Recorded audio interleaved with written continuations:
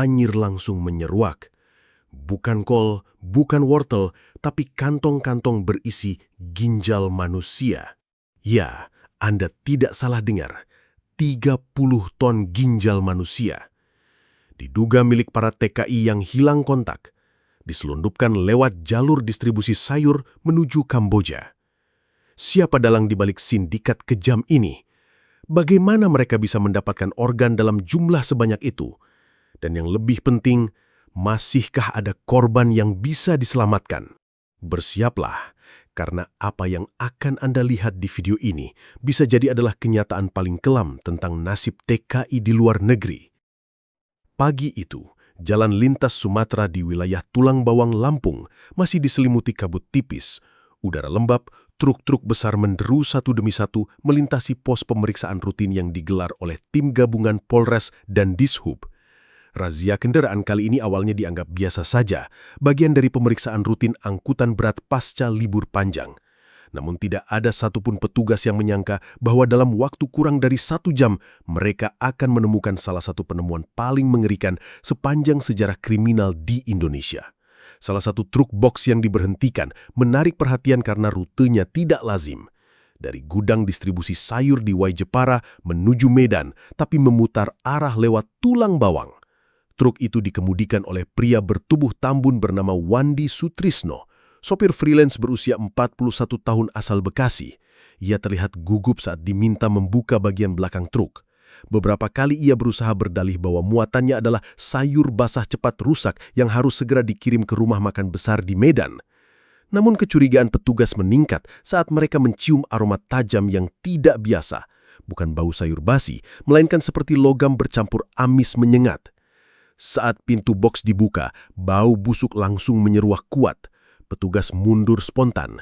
Di dalam truk bukan tampak sayur mayur, melainkan puluhan kotak pendingin besar bertuliskan label palsu seperti frozen fish dan perishable item.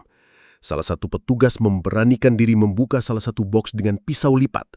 Di dalamnya tersusun 3 kantong plastik transparan berisi organ tubuh manusia. Ada yang masih lengkap dengan label medis bertuliskan golongan darah dan kode barcode. Awalnya mereka tidak yakin, tapi seorang anggota medis dari tim pengamanan segera memastikan, ini ginjal manusia dan ini bukan 1-2, ini puluhan bahkan mungkin ratusan. Petugas segera mengamankan truk dan menggiring Wandi ke kantor polisi terdekat untuk diinterogasi. Truk dibawa ke Mapolres Tulang Bawang dengan pengawalan ketat. Begitu isi seluruh box dibuka, ditemukan total 129 kotak pendingin, masing-masing berisi 10 hingga 15 kantong organ.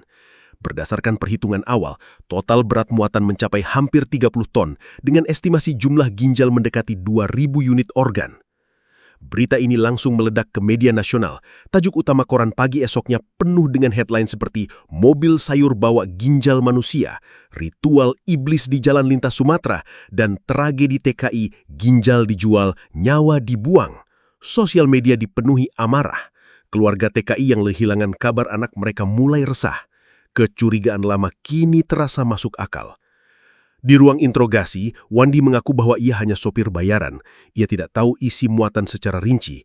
Ia dihubungi oleh seorang pria yang hanya dikenalnya dengan nama samaran Pak Hendra yang memintanya mengangkut box dari gudang beku di Waijepara menuju gudang transit di Medan. Honor 7 juta ditransfer penuh sebelum berangkat. Tidak ada pemeriksaan muatan karena semua sudah dibereskan oleh orang dalam. Namun ketika polisi menekan lebih jauh, Wandi mengaku bahwa ini bukan pertama kalinya ia membawa muatan dari tempat yang sama. Biasanya box pendingin juga, tapi saya nggak pernah buka. Dulu katanya makanan laut, beku, tapi nggak pernah saya cium bau aneh kayak sekarang. Ia mengaku berkeringat dingin. Dari keterangan ini, polisi mulai menelusuri alamat gudang di Waijepara yang disebut Wandi. Tim segera dikerahkan dipimpin oleh AKP Rian Wahyudi dari Reskrim Polres Tulang Bawang. Saat mereka tiba di lokasi, mereka menemukan sebuah bangunan kosong dengan pagar berkarat dan CCTV yang dicongkel. Tetangga sekitar menyebut bangunan itu hanya aktif malam hari dan banyak truk masuk tanpa identitas jelas. Kadang pagi-pagi ada darah netes dari belakang truk, ujar Pak Midun, peternak ayam yang tinggal tak jauh dari lokasi. Yang membuat merinding, di dalam gudang itu ditemukan meja operasi darurat, alat medis dan beberapa kasur dengan bercak darah. Selain itu, polisi juga menemukan dokumen pengiriman berlogo perusahaan ekspedisi asal Kamboja dan catatan nama-nama yang diduga korban.